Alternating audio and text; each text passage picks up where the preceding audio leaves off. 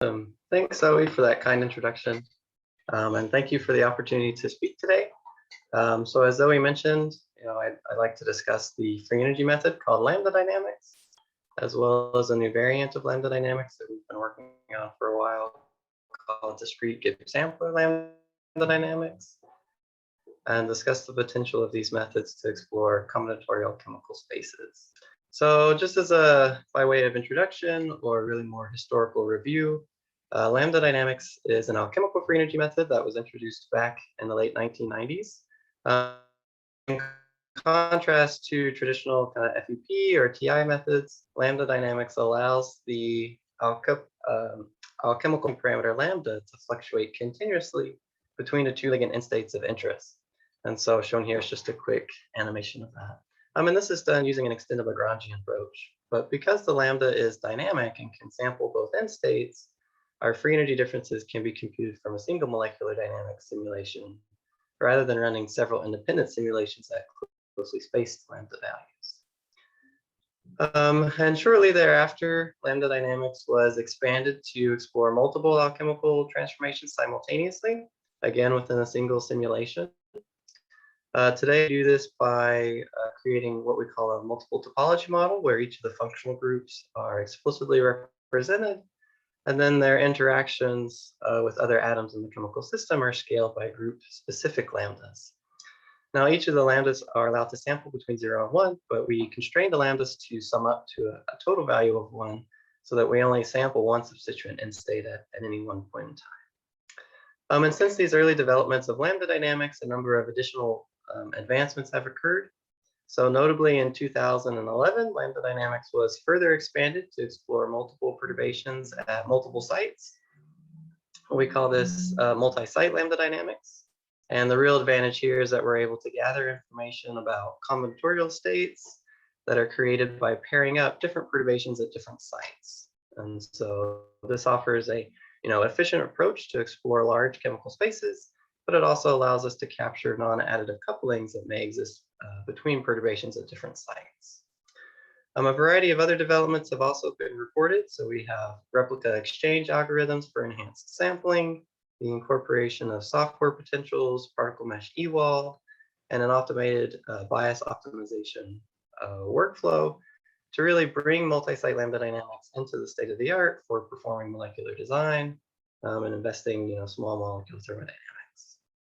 And coming soon, Ryan Hayes and Charlie Brooks at the University of Michigan have been developing new code to run these simulations at an even faster rate on GPUs. Now, with any new method that's kind of introduced into the field, there's a natural question to ask, like, how well does it perform with other methods that are out there? And most people are really interested in how they compare to FEP or TI. So during the lifetime of lambda dynamics, shown here, I've just pulled out 3 benchmark examples from the literature comparing the precision and accuracy of lambda dynamics to FEP and TI methods. So we have guest host complexation, small molecule solvation, and protein ligand binding free energy calculations. And the data is really clear that there's consistent agreement between lambda dynamics approaches, multi-site lambda dynamics, and the more traditional FEP or TI methods. And in the last 2 studies, on the middle and on the right, our mean unsigned errors and our correlation are around 0.3 kcals per mole. Recent developments in the world of lambda dynamics have also explored different sampling algorithms. So back in 2017, the use of a Gibbs sampler framework was explored for propagating our chemical lambdas in conjunction with the atomic coordinates. And I call this here a continuous Gibbs sampler-based lambda dynamics, because the alchemical coupling parameter lambda remained a continuous variable, just like it is in multi-site lambda dynamics. So Gibbs sampling is actually a really well-known sampling scheme and Markov chain Monte Carlo method for sampling a multivariant distribution. And so for our interest in calculating free energy differences between different ligand end states, we're interested in sampling a joint distribution of alchemical lambdas and, as I mentioned, the atomic coordinates of our system. And I believe the idea for using Gibbs sampler or a Gibbs sampler framework for calculating free energy differences was really first suggested by John Chodera and Michael Schertz back in 2011.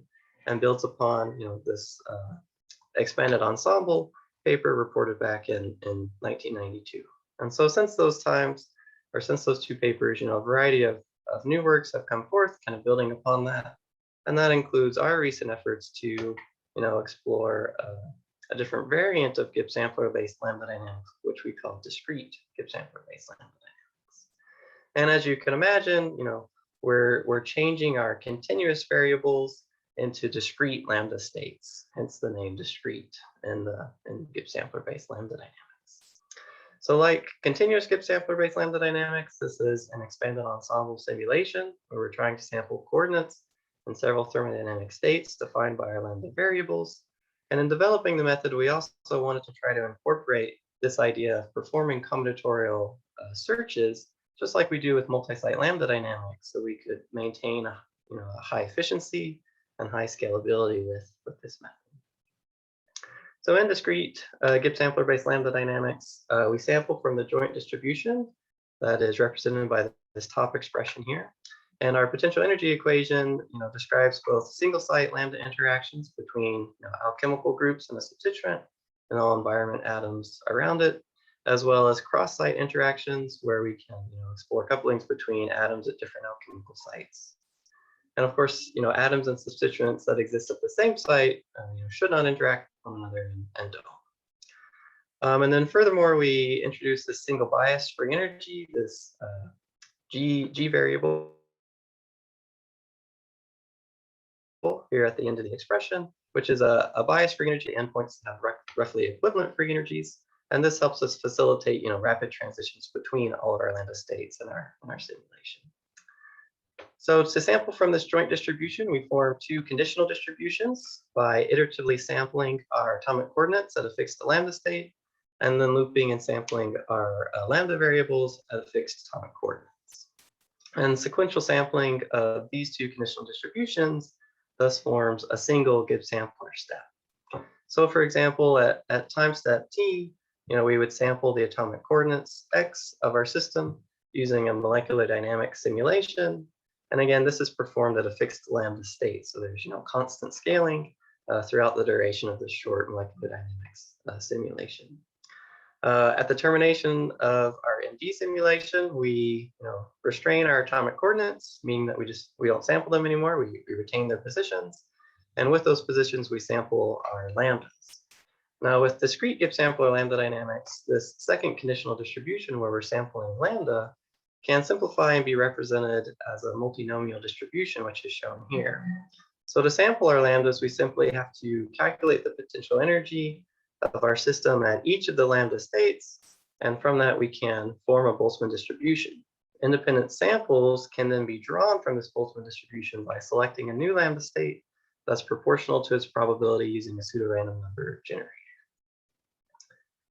Now, and one of the main facets associated with perturbing between multiple substituents with discrete Gibbs sampler-based lambda dynamics involves the adequate definition of our chemical lambda states. And this is really routine consideration with like FEP or TI, where we have to define the lambda schedule and how many windows we want to run our simulation with. But this issue is really absent when we talk about multi-site lambda dynamics because our lambda is continuous. And so to approach this problem, we kind of drew from our experience in multi-site lambda dynamics and worked backwards to devise an appropriate strategy. So if we consider a hypothetical 5-substituent system where all of our functional groups are being mutated on one side of a common living core, with multi-site lambda dynamics, we might symbolically represent the alchemical landscape as a filled-in pentagon or continuous pentagon with the substituents at the vertices. Now, to try to break this surface up into a number of discrete states can be done in any number of different ways. So one might initially think of filling the pentagon with a variety of discrete states to try to mimic some of that continuous behavior that we observe with multi-site lambda dynamics.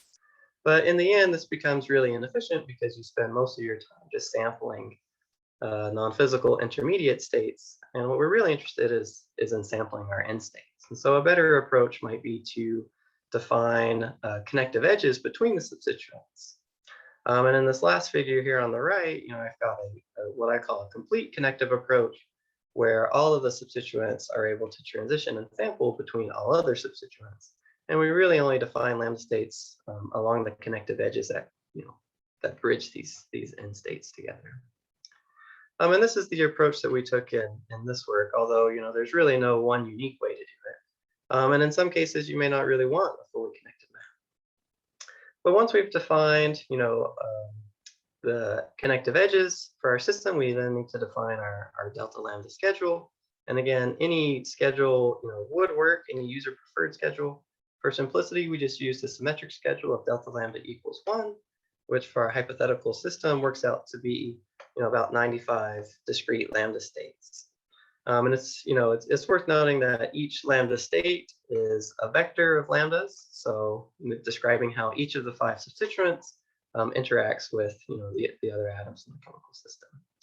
And while 95 discrete lambda states sounds like a lot when you're used to running FEP and TI calculations, and discrete Gibbs sampler lambda dynamics, it's actually quite feasible to sample. And of course, the situation grows even larger when we want to start talking about multi-site systems. So if we now kind of expand to a hypothetical 5x5 multi-site system, with multi-site lambda dynamics, we might represent this as a pentagonal prism, because the lambda variables at different sites can simultaneously exist in intermediate states, and concerted transitions between different combinatorial end states are allowed and do occur.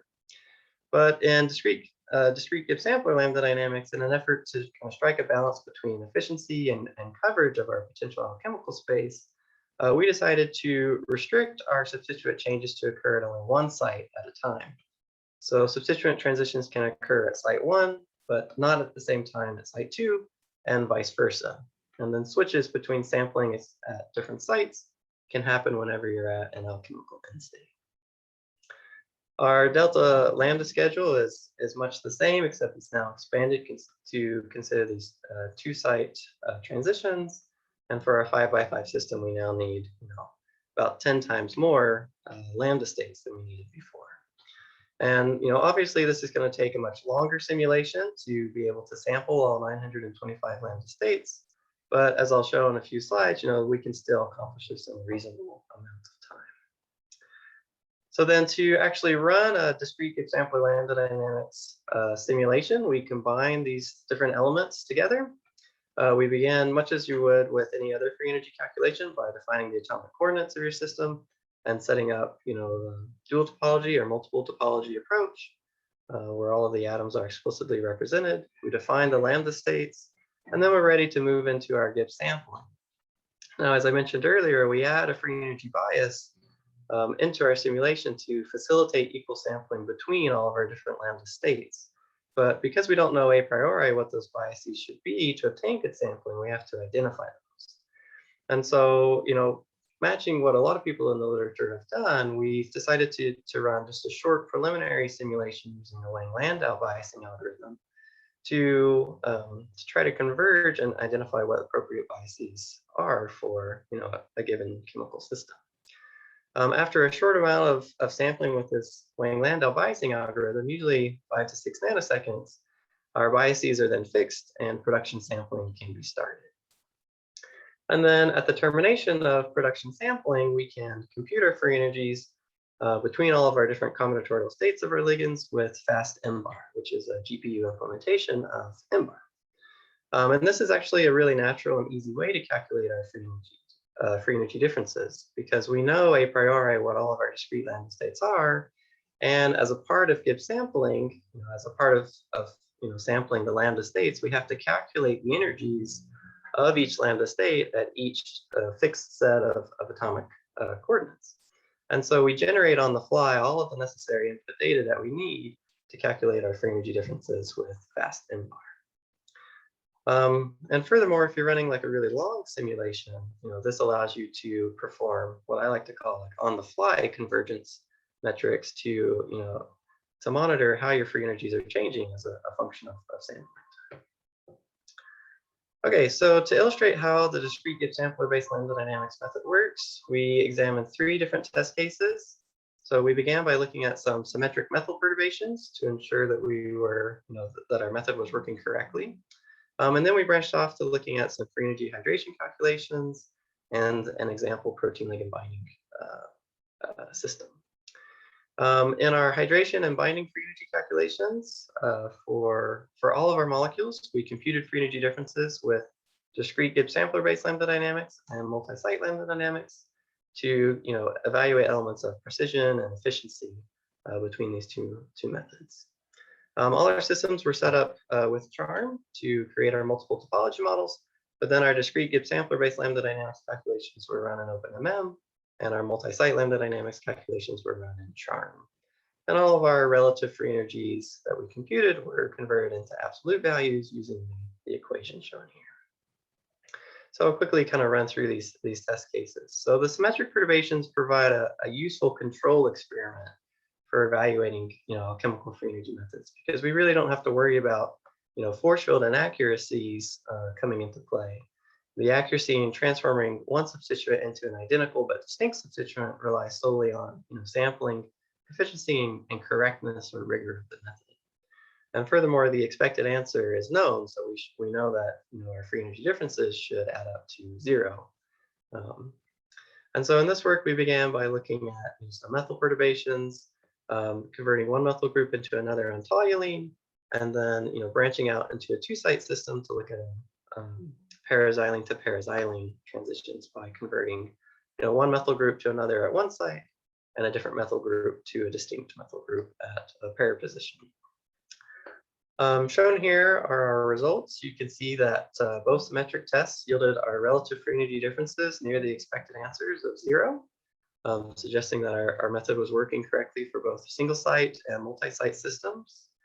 And then in this figure, we plot which lambda states were sampled as a function of time over our 1 nanosecond production run. And you can see here that all of the states are sampled frequently, and we have rapid transitions between different states. So with these encouraging results, we then moved on to look at some hydration-free energies using these 1,4-benzenes. So you can see in this table at the upper right hand of my slide that we're exploring 5 different substituent transformations at site 1 and 7 different substituent transformations at site 2. These substituents differ from one another in both size and flexibility and polarity, including the mutation of an entire phenyl ring. We really wanted to see if we could challenge our methods by looking at this two-site system with such diversity in the functional groups that we were exploring. So combinatorially, we have 35 distinct molecules, but due to some symmetry in the substituents at site 1 and 2, this works out to be about 32 unique molecules. Again, we ran these calculations with discrete Gibbs sampler-based lambda dynamics and multi-site lambda dynamics. In both approaches, we had to obtain appropriate free energy biases, and then we ran 5 independent 25 nanosecond production runs, of which we discarded the first 5 nanoseconds for equilibration. So shown here are our results. So on the left-hand panel, we compare our free energy results from discrete Gibbs sampler-based lambda dynamics to multi-site lambda dynamics. And you can see that over the range of 15 kcal per mole,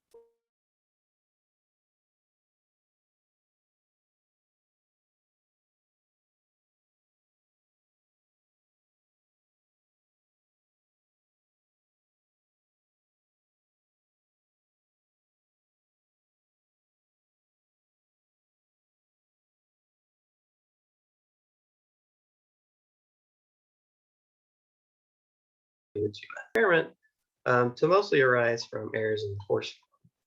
But in this case, we see really good overlap and agreement between our computed hydration free energies and what we see experimentally with a mean unsigned error of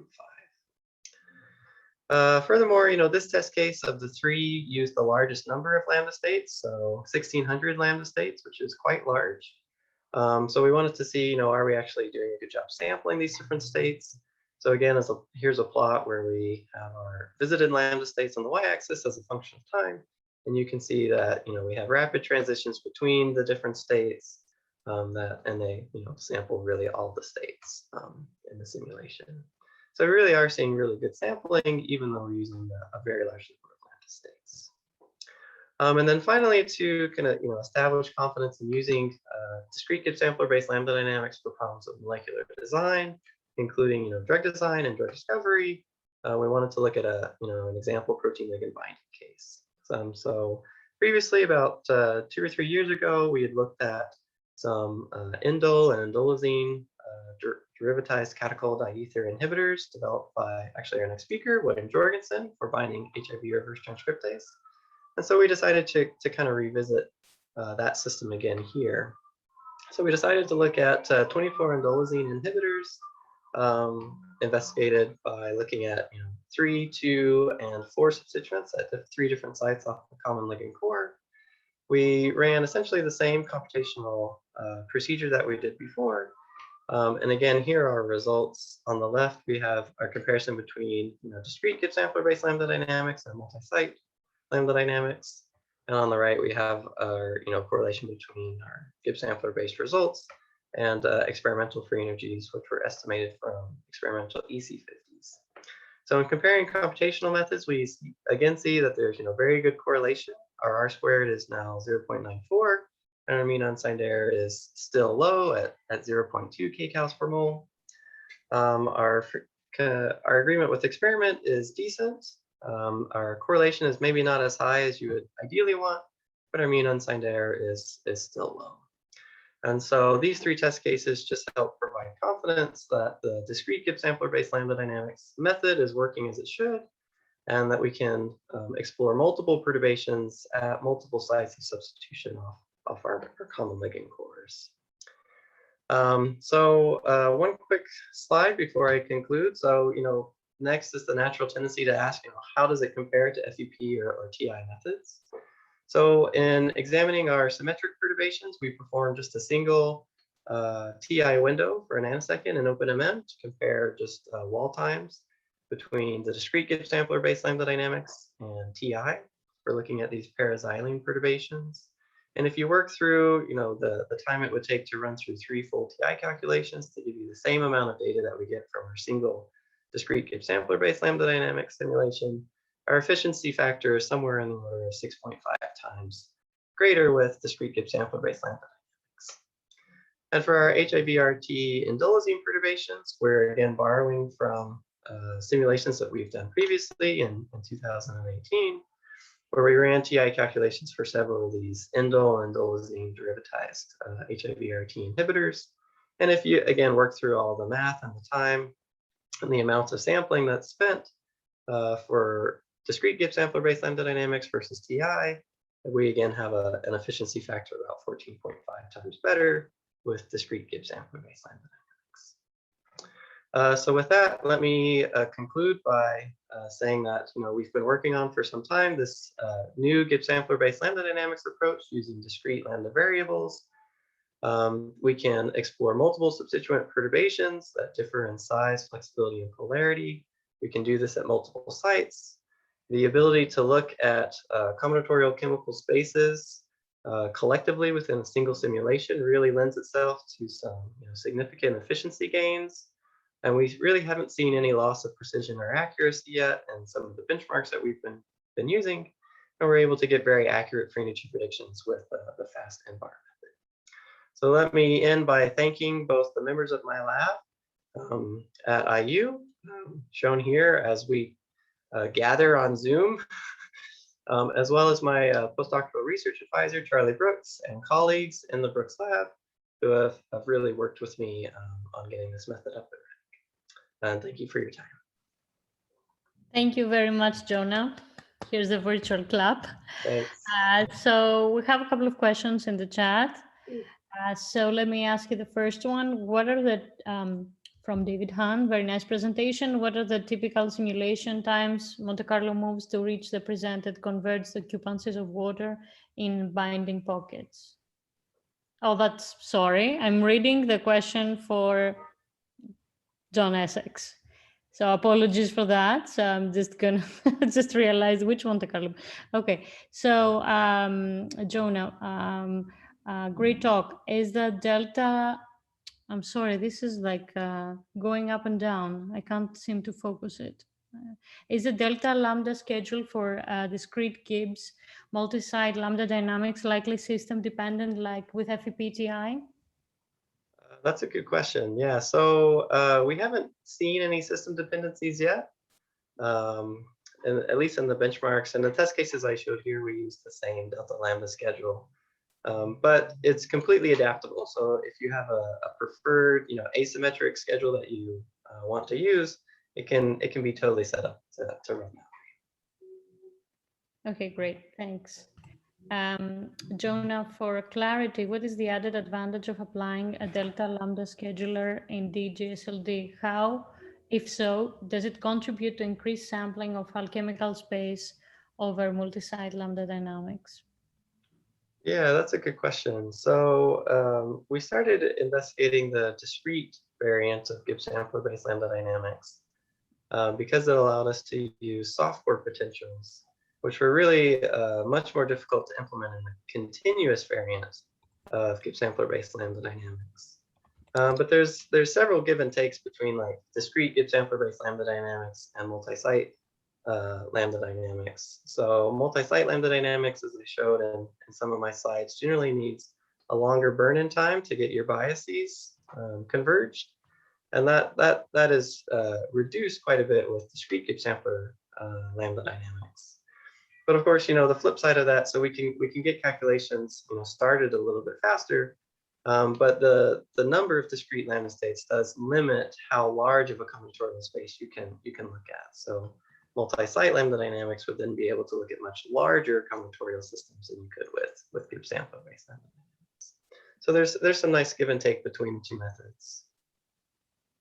Okay, great. Thank you so much. There's still a question left in the Q&A. If you could. Yeah, absolutely.